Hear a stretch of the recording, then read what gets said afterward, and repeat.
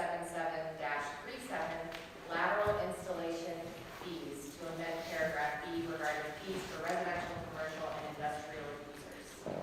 This change has been posted and is spelled out in the agenda, and we will take public comment. I also invited our water and sewer superintendent to be here if anyone has any questions.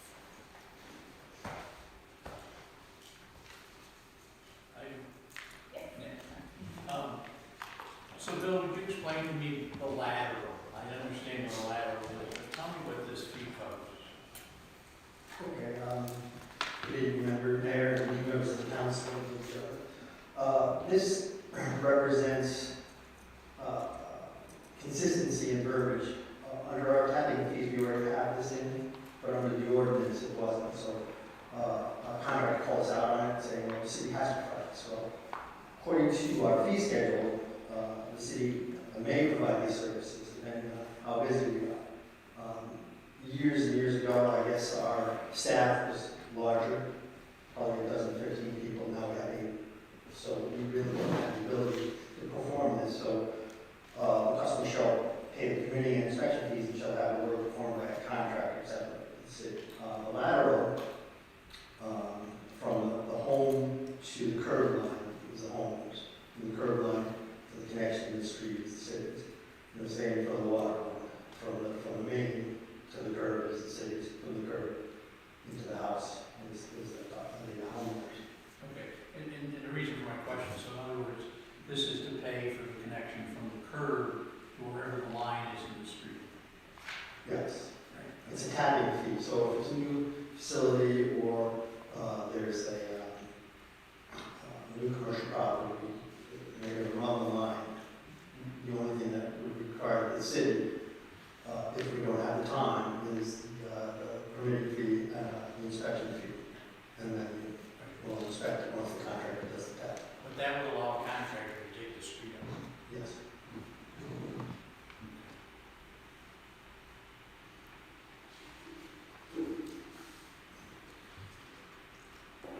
So we do not plan to vote on this tonight, but it's a good time if anyone has any additional questions or comments. I know that Councilman Palladino had sent me an email asking some questions, so I have some answers to those. Whether to know if this would apply to all tappers. It would apply to all tappers. We should each tap in on a case-by-case basis. We looked at the age of the water and sewer lines, the history of the property, to determine if that should be replaced. We're looking at some taps that we have now for a couple of buildings that date back to 1936. So we don't think they're probably in great shape. So rather than a new commercial property or new building being put up, and then we go back and we've got 2 weeks of people living there, we have to dig the street because we have to replace ours. We'd rather replace it all at one time. So that's what we're looking at that. That's how we approach this property. I just want to ask, so the city would pay for that, or the owner of the property would pay? The owner of the property would pay for a new tap. Okay.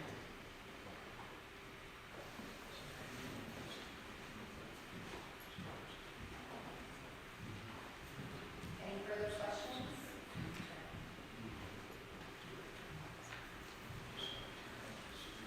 Thank you, Bill. We have about a minute left of the public hearing. If anybody has any comments or questions for us.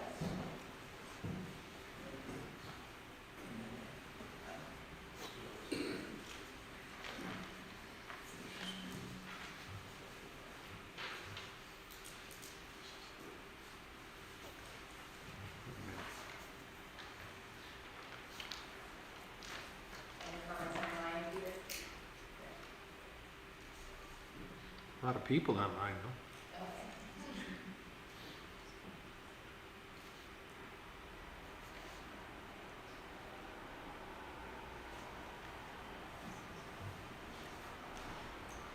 Okay, I will close the public hearing.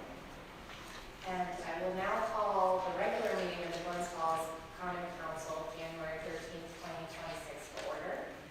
If you are able, please stand and join us for the pledge of allegiance.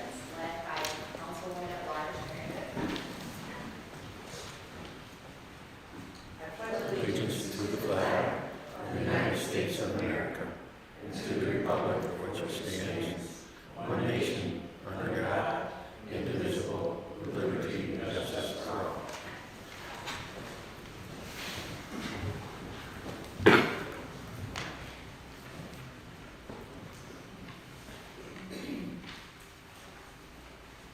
At this time, I'd like to open the floor to public comment. Is there anyone from the public who would like to address us?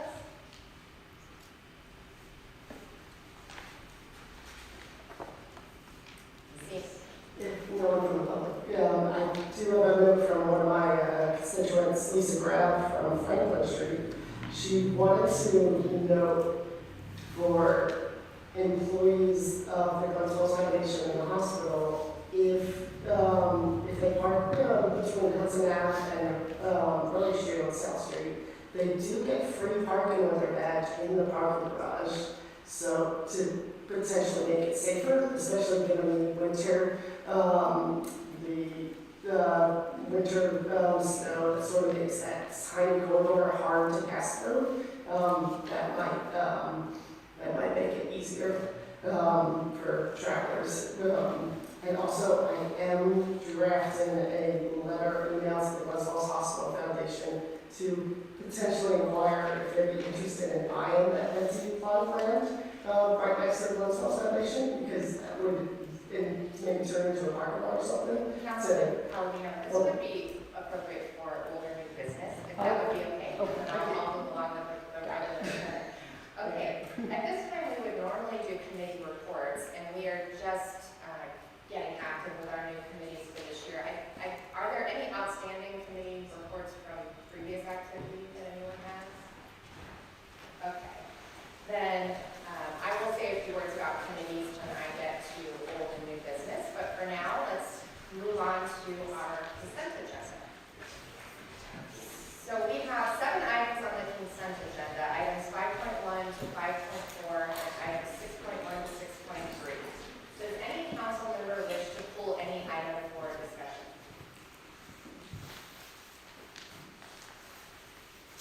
I'd like to pull 6-2. 6.2.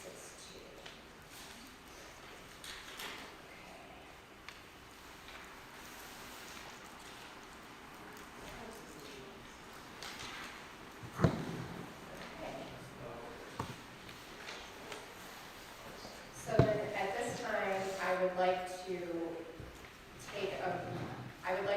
ask for a motion to approve the other items on the consent agenda. So that would be 5.1 through 5.4, 6.1, and 6.3. Would anyone like to make that motion? Second. Okay, all in favor? Any opposed? Motion carries. Councilman Lapham? For 6.2, for the appointment to the Board of Assessment people, Yes. the person who's put forward is also a county supervisor, and my concern is that there's like an overrepresentation of that person's voice on city matters, and was wondering if it would be more appropriate to find somebody from the general community at large. Is he on now? Is he on? It's a reappointment. It's a real. Yes, it's a Currently reappointment. on and wish to continue to serve. Okay, so your concern is that he's also a county supervisor, and so you're concerned that he has, say that again? And overinflated voice for city matters. Okay.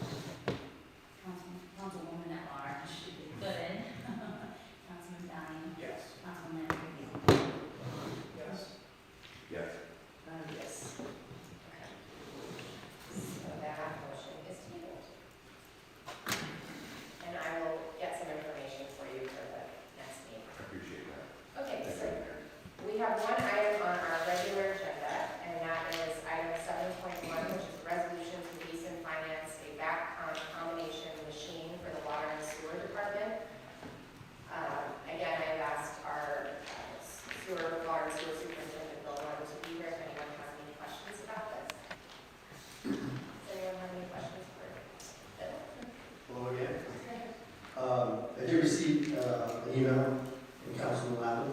Okay, He had several concerns. okay. First, is it being leased, language makes it sound that way.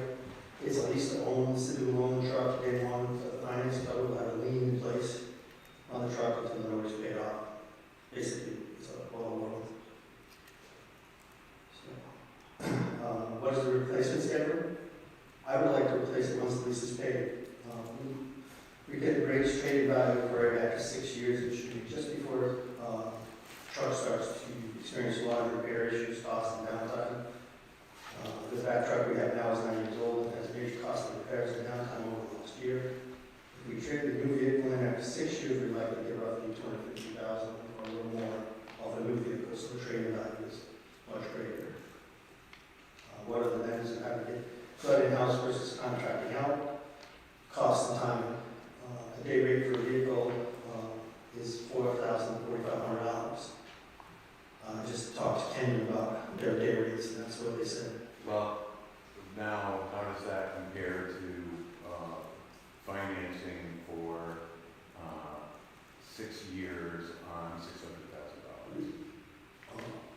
It's much greater to do that. We're looking at 3.5 days. We probably use the 3.5 to 4 days a week, 8 hours a day.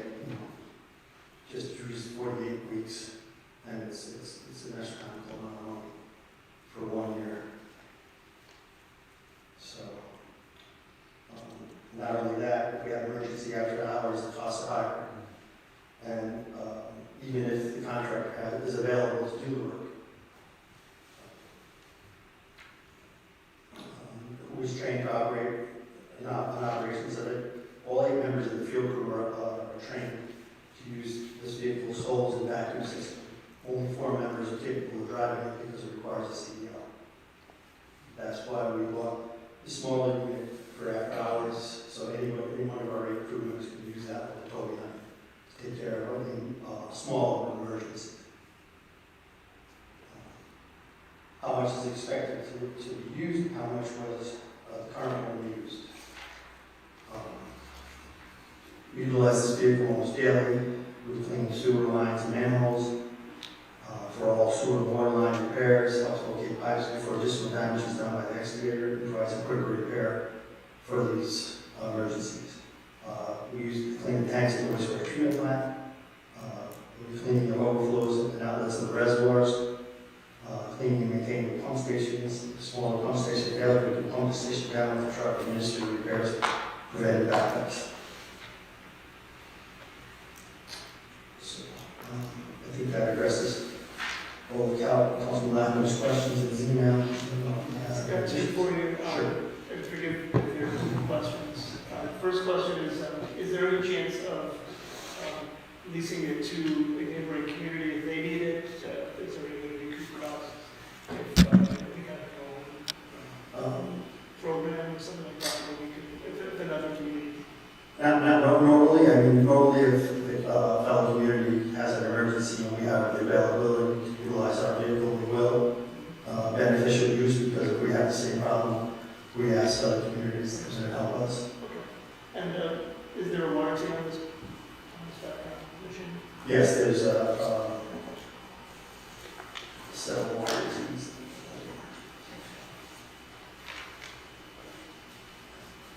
I'm good with yes. There's a 12-month state warranty, a 5-year warranty on the debris tank, and a 10-year warranty on the water tanks. Sounds good. So, just like back of the envelope, Matt, you said it's about $4,000 to lease it out from a private contractor. And if you go like 5 days times 50 weeks, and you get 250, and that is like about for $4,000 a day. How are we doing that? If I go, you see, $4,000 a day, times, let's just use 3.5 days, times 50 weeks, just use 50 weeks, that's 700,000 in the 1 year. Yeah, and we're, okay.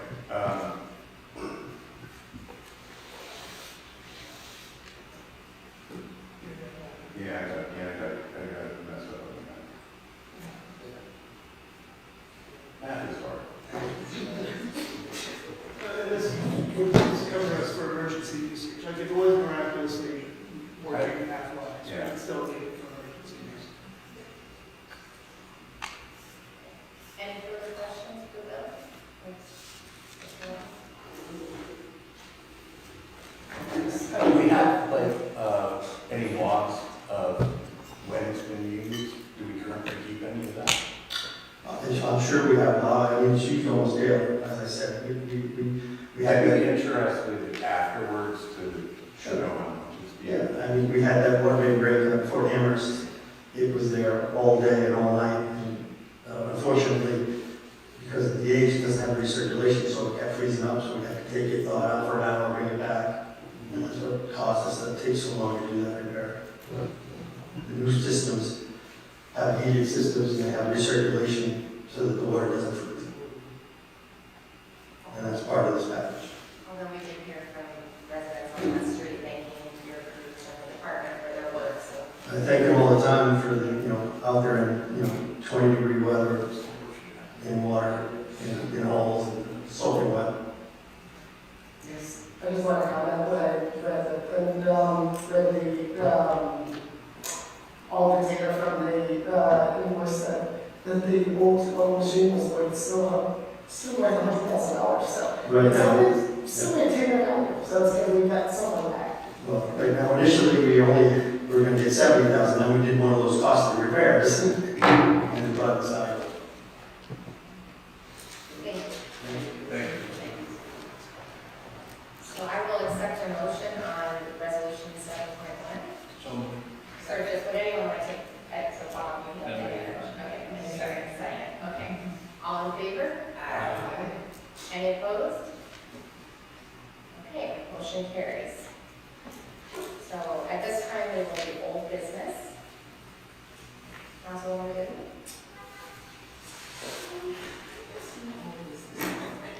No, it was Old business. As a follow-up to previously adopted resolution for the parking stand stopping on both sides of William Avenue between Clinton Street and Clinton Avenue. The resident contacted me directly, seeking clarification on the timeline for enforcement. I'd like to thank Neil and Tom Gerard and Jeremy Schneebel. Doubly thankful for their prompt and helpful responses, as well as Ben Malcolm for his guidance in helping to determine who might have the information you're looking for. At this time, implementation is pending approval of the new local law by the state. Once approval is received, the city will proceed with installation of appropriate signage and page inspection, which is anticipated to occur this spring. Thank you. Councilwoman? Yes, thank you, Mayor. I received a message from Mike Davis, who has properties at 38 Elm and 11 South, and he was looking for some kind of firmed up responses on when Elm Street might be opened up again. He talked to the project manager with Donaggio and got a very vague, very long out, like 2 years, as a response. They're currently, and I brought this up previously with the previous mayor, that the signage for a sidewalk detour is not really helpful in pointing people to Pine Street after you come past Pine Street. May have been moved so that it's back there, but his problem is that, or his question is it possible to get pedestrian accommodations that are more close? So down either along Elm Street to South Street instead of all the way back through Pine and around. And as an alternative, I was thinking, could we open up the pedestrian, or put signage up for pedestrian pass through the market center area, which is open for a farmer's market. There is an alleyway in through there that people could navigate around to get back to their place. And also, he was saying that when the tractor trailers coming through, they actually use his parking spot to kind of angle their way into the project site. So it would be helpful if they could kind of facilitate accessibility for pedestrians, which I'm sure is part of the agreement to to shut down the street and the sidewalks in the first place, that the city is providing, or is holding the contractor to provide useful, accessible sidewalks as a detour. So you're not talking about new sidewalk closures, but existing ones? The existing ones from along the previously? street Yeah. from north to Right. south. Okay. I guess what I would do is speak with Jeremy, Yeah, okay. our city engineer, and ask, get some input on your questions. If you could send me an email, just. I did. Me? Yeah. You did? Okay. I was at the state in Albany today, so I'm going to comment on all of those Gotcha. today. It was yesterday that Okay. this came up. All right. I wasn't expecting you to have read it, Yeah. but I have So some. normally I'm pretty good, but I was out of the office for a while today. So I will take a look at that and I'll see if I can get some answers to your questions. Okay. Does that work? Yeah, that's great. Councilman Palladino? Old business in terms of something that relates to the council and the theater. Alliance, I sent a follow-up email to the Parks and Trails to see if they approved my application for the top trail that I'm helping with the American Alliance. So hopefully, we're going to get approval, I'll make sure the council does, so that we can organize dinner while we're there. So now we'll go to new business. Yes, just a reminder that this Sunday, it will be celebrating MLK, and we'll be starting here at City Hall at 3 o'clock, where the mayor will address us, and then we'll march to City Hall, to leave City Hall, go to Christ Church. 4 o'clock, the program will sharply start at 4 o'clock. We have as usual, we have the children doing it. It's been real successful. We have a real big surprise this year. I can't wait. I don't want to spill the beans. I want everybody to come and see. It's really great. I'm going to say that. It's really great. So come out this Sunday, Christ Church, 4 o'clock will be the program. We'll march from here at 3 o'clock from City Hall. So we look forward to seeing you there. Thank you. And I received an invitation from the NAACP that was addressed to all the council members for this, so I can pass it around if anyone wants to go ahead. Councilman McCarthy. I have nothing. Okay. Thank you. It's more of a question than anything. It's kind of interesting because it involves Mike Case. So Mike Case also owns some property over here on Glens Street. And it's within the second ward. He called me on the telephone and he was concerned about the condition of the alleyway that's in between Pharmacy Restaurant and Radici. It runs down behind the back of the Glens Falls Karate and then eventually exits out into the parking lot next to City Hall. And his concerns were multiple things. And he owns a small piece of property there. And those things consisted of restaurant exhaust fans that were leaking vegetable oil or fruit cooking oil because they hadn't been serviced properly or hadn't been serviced. There were large amounts of cooking oil that was stored in plastic 55-gallon drums. I think that's a violation of fire code. It could be wrong. There is right now probably a stack of 20 wooden pallets that's probably somewhere in the vicinity of 10 to 15 feet tall. I can tell you this, I spent part of my career in the fire service, and it's a fire waiting to happen. And it's in a part of our downtown that you can't see. You can't even see some of it from looking in the alley. So I was doing some research, and I want to thank Emily because she helped me with this today, to see how we were handling this. Remember, this is city property. That alleyway is owned by the city. How we handle requests for, in this case, restaurants who want to use that alleyway for dumpsters or cooking oils or whatever it may be. And so I looked into the restaurants that seem to be involved in this, Mikado's, Radici's, and Farms. And how we handled it present time is that they request an encroachment permit, pay $40 and walk away. There's no inspection by the city that I can find, although on one of these encroachment permits, it actually shows where there's supposed to be 3 inspections done, and they're not. But my question is this, and maybe this will be something for the city attorney to take a look at. Should encroachment permits be what we're using when we're leasing space on city property?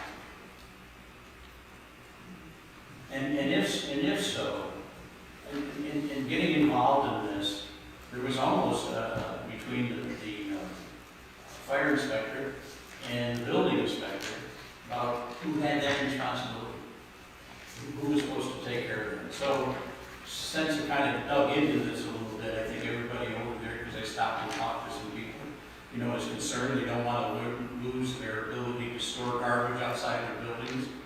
That's something that I think that the city really in time is going to need to wrap their hands around it, because it's a big issue, especially if you don't own property other than the building. But I didn't know where to go with this, whether to give this to the city attorney to research. I know we have a policy committee, whether it should go before them, but there is some concern, and like I said, I'd like to have that look. Yeah, thank you for bringing that up. Do you know if Mr. Cadis or if you have tried to work with building and codes or with Aaron or And they were involved in it, and to be very, very honest with you, it's gone from this type of a situation. First day that Mike Cadis and I walked back in through there, couldn't walk back in through there, started, it was very plugged up. We found restaurant employees in the back of those buildings in that alleyway smoking, and there was totes overflowing with garbage. There was 20 pallets stacked up in the air. There were 55-gallon drums of oil all over the place. It would just scare any person if you took a look at it. They both took a look at it and actually got it pretty cleaned up right now, with the exception of all of the pallets and everything. I think they really focused more on the leaking oil coming out of the Macau restaurant's families. But I think in the long haul, if you ever want to see the most amazing mishmash of buildings and how they all line up over there, like I say, things can get hidden, people can be in there and not be seen, and you might get a fire started, and now we're putting apartments over commercial buildings in the downtown area. That concerns about that. So I think it's something that we should be looking into, and I don't know whether we should be leasing city property under something that has no specifications on it whatsoever about what the responsibility is of the person who's leasing this. So I think I'll ask our city attorney to look into that, but it also might be appropriate for the policy committee to consider as well. So thank you, Principal. Thank you, that's all I have. Yes. Do they look at encroachment permits to, at any point in time, the council has the right to revoke an encroachment permit? Right. So at least just if there were to be a position where, you no longer feel that. You have this, for instance, this right here is the encroachment permit for the town. There's nothing on it that basically says other than that they can keep some dumpsters out there and they got to pay $100 a year. So what would be the violation? What would be the thing that you said that we could pull that encroachment permit for a violation? A violation of what? To say they can't have dumpster. Yeah, but if you've given them for $40 a lease for that property for a year. Right, but you can revoke it at any time. That's what I'm saying. At any time, the council can say you can't have that there anymore. Right. But all I'm saying to you is I think that the council is about to take that action. They better have a reason why they're doing that. And everybody's opinion may be different. I'm not saying this is something that, listen, it is something that's important because you have a situation over there right now that I don't feel is healthy or is safe to the downtown community. But I do think that we ought to look into how these encroachment permits operate, because I don't know that they should be the same if you're looking at tables and chairs on the side. Is there a mechanism for inspection on that encroachment permit? Well, you know what, it's interesting, Dean, because there's a part on here where it lists that there's gonna be free inspection. With no dates, no times, when we done every other month, it's never filled in. It just says they, in this case right here, they were paying $210, and it explains how much space they were getting. For $40, you can't afford to send somebody 3 times to inspect it. It needs to be more expensive for that. I owned a parking lot downtown Glens 30 years ago. We got $30 a parking spot for restaurants who wanted to rent a month, who wanted to rent them to put their dumpsters. And as we get more restaurants downtown, I think, I talked to Jeff Flag a little bit about this. You have to think about that. Because like I say, and I'm concerned over there because it's all tucked in against. You'd be surprised if you're on the policy committee, so. Yes, We will- exactly. Okay. All right, thank you. Thank you. All right, new business. So given the increasing risk of phishing and electronic fraud targeting municipalities, I'd like to ask the controller's office or whatever the relevant department is to advise what cybersecurity or fraud liability insurance coverage for the city currently has. And also to have an outline of internal policies, including processes. You can check with Chip for them. Check the chip. And what are staff training is used to reduce the risk of phishing. You can check with Judy about that. Okay. Thank you. New business. Our favorite thing this time of year, criticism that I've received for snow removal, I'll be kind of forwarding something along, just that I received something today from somebody in my, and I'm sure everybody else has too. This one was, I could see this one, is the DPW is plowing snow into the sidewalk when across the street, there's no sidewalk. So it's like, could the plowing map be adjusted in that particular instance? But there's an overall thing too, and I think I discussed this with you on Saturday, is that the people who are doing the best job of clearing snow as it falls are often in a position of having hard sidewalks to cross because of the melting and refreezing that we're happening now. So I just ask our constituents and our residents to be patient. It will, be like every other winter. There's the DPW is doing a good job, but it's really challenging conditions, as we all can see. I came in here with some of the Thank you. New business. I guess it's like a comment a little more elementary. I lived actually on, used to live at 16 Good Street above the apartment there, and thank you for bringing that to the attention because it's been an issue for a very long time. And hopefully these businesses can sort of get their acts together as soon as it comes out. Yeah, it is pretty big. Yeah. And yes, I can talk about what Lisa, my plan to email the council foundation to hopefully maybe get them to purchase that 19-plot land into Mercer Street and Hudson Avenue. So hopefully they can add more parking spaces for their workers and make it so people don't have to park on the side streets, creating that new corridor. And that property is one that hasn't ever been cleared, so. Well, I think there is a progress with vacant land, right, for buildings and codes to sort of enforce them, whoever owns that empty land to plow in the winter. I think there is a mechanism. There's a couple different things. We have a vacant property law, which is one thing you might be referencing, but we also have a snow removal law that we passed a couple years ago. That is back out to bid to find someone to do that work. But yes, so those are probably what you're referring to. So hopefully, maybe not this winter, hopefully next winter, that area will be clear for drivers and pedestrians and others. Okay, great. So I have a couple things. As I mentioned, I went to the State of the State today in Albany.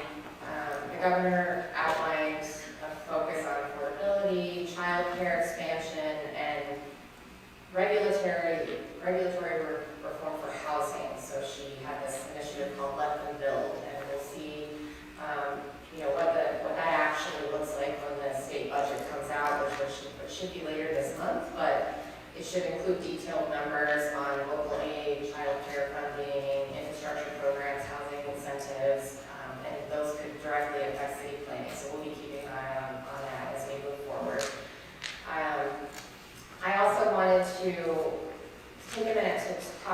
committees. So as Councilman Landry mentioned, we'll have a couple new committees.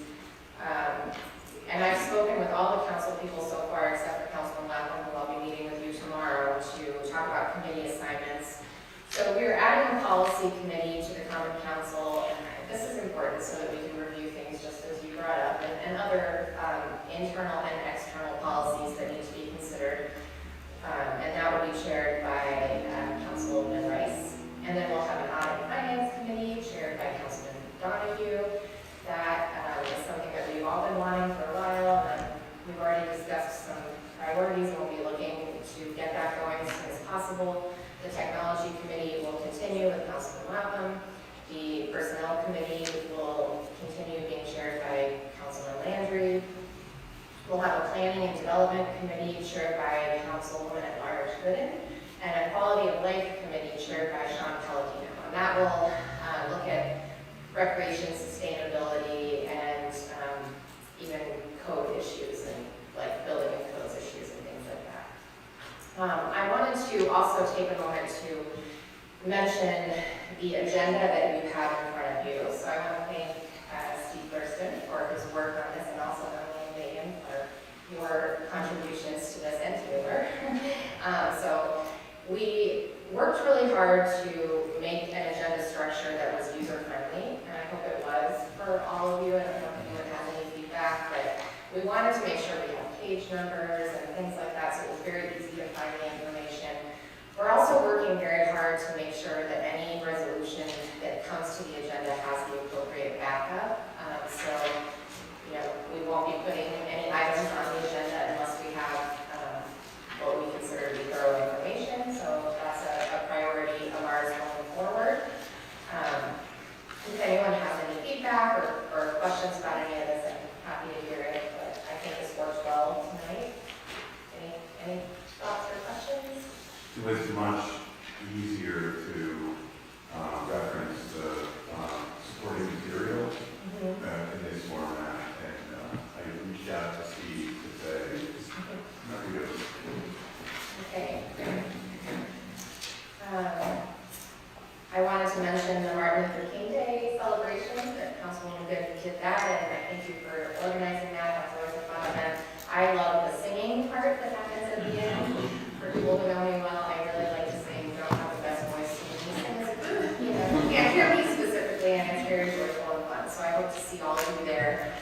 I want to thank everybody who really helped pull off our first meeting together, which was all of our swearing-in ceremony. We had to do a last-minute adjustment. Turns out it was a good thing, because I don't think we would have fit everybody in this room the way it is now. So again, Emily and Megan and Steve did a ton of work to prepare the space. I want to thank all of the students who came and participated, the Boy Scouts, the singers, the students who weren't there but filled out the survey, and the ones that came and spoke to us.